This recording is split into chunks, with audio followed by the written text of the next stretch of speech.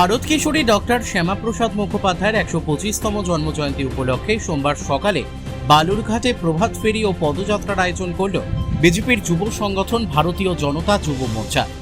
এদিনের কর্মসূচিতে বালুরঘাটের বিধায়ক বিদ্যুৎ কুমার রায়, বিজেপি যুব মোর্চার জেলা সভাপতি শুভ চক্রবর্তী, বিজেপির টাউন সভাপতি সমীর প্রসাদ দত্ত, বিজেপি যুব মোর্চার টাউন সভাপতি বাবুসোনা অধিকারী সহ অন্যান্যরা। বালুরঘাটে বিজেপির জেলা কার্যালয় থেকে প্রভাত ফেরি বের হয়, যা গোটা শহর পরিক্রমা করে। এদিনের প্রভাত ফেরিতে দলীয় কর্মী সমর্থকদের পাশাপাশি স্থানীয় বাসিন্দারাও অংশ নেন। শহরের বিভিন্ন এলাকা পরিক্রমা করে পদযাত্রা অনুষ্ঠিত হয়। এদিনের কর্মসূচিতে রাজ্য সরকারের বিরুদ্ধে তীব্র সমালোচনা করেন বিজেপি নেতৃত্ব।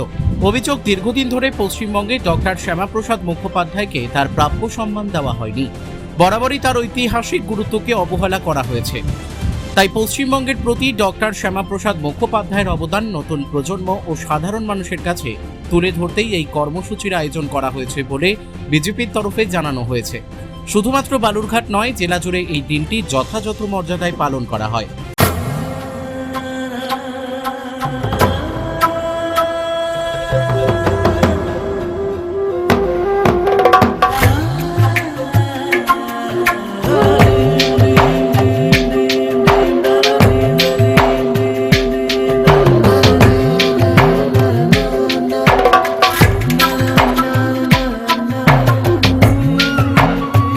সুবর্ণা জুয়েলার্স, থানা রোড, রায়গঞ্জ।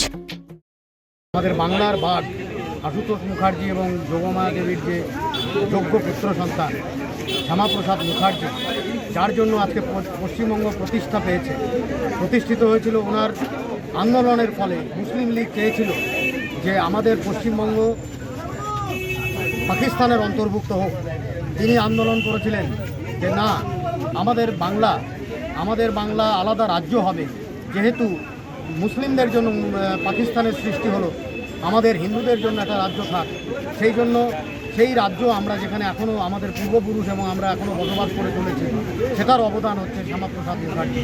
তার একটাই স্লোগান ছিল যে ভারত রাষ্ট্রে এক বিধান, এক নিশান, এক প্রধান থাকবে।